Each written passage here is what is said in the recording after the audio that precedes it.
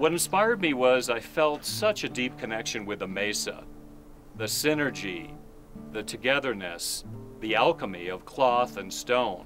And I thought, what could be the most simple, basic form of that expression of having the two work together? And I thought of a stone and to hold it in some kind of portable or moving way, and to marry that, in a certain sense, with an expressive cloth from the Karo. So as a result, we have an energy tool that can send out energy from its very nature. In this particular one, it has energy of the koichi, or the rainbow, that the Karo wove again and again in their cloth. And so in a sense, by taking this and letting it be in the wind, letting it be around in natural environments, it's a celebration of color. It's a celebration of the Karo experience. I call it Wayra tika, Wayra meaning wind, and tika flower. So not only are we expressing the rainbow and attracting the rainbow, so we're really affirming the total freedom we have as energy beings to express ourselves in the way that most suits the pacha, the time and space that it is. But also on this particular cloth, we have the Karo version of the Chicana, which is a stair-stepped celestial design that has the cosmology embedded within it. And by having this particular form emphasized, we both bring organization to our lives and send an organizing influence out into the cosmos.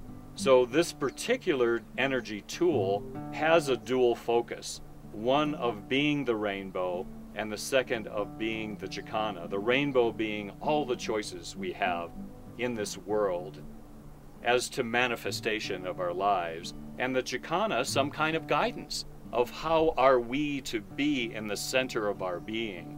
How can we draw resources to us that'll help us live our lives? How can we express ourselves in unique, appropriate ways to the time and the space that it is?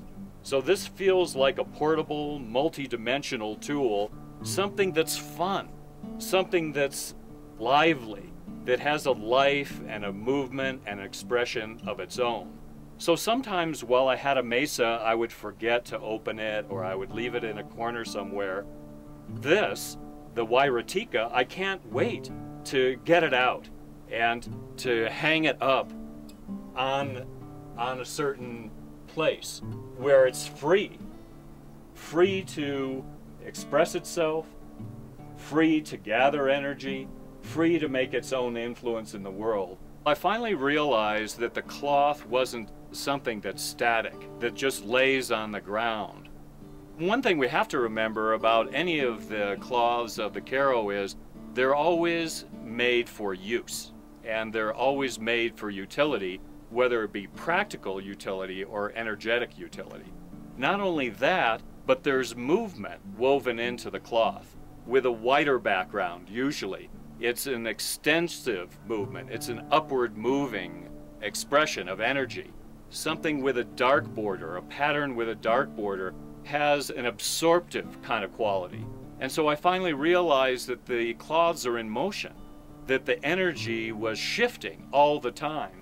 And I felt that this could have something of a similar impact in that we could send out energy, in this case of the tika, of the flower, the multicolored flower or koichi. We could send out energy of the rainbow into the world. And as I said, in the Wayras, in the great winds, the expression of energy flows as far as the winds can current themselves around the world. And also it's a receptive device. It receives energy that's attracted to it. It receives energy of the koichi, of the rainbow. So it's both acting, sending, and receiving.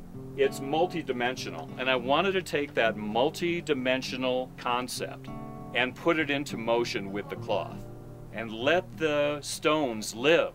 Let them ride the currents of air, and let the expressions of energy woven into the cloth take flight.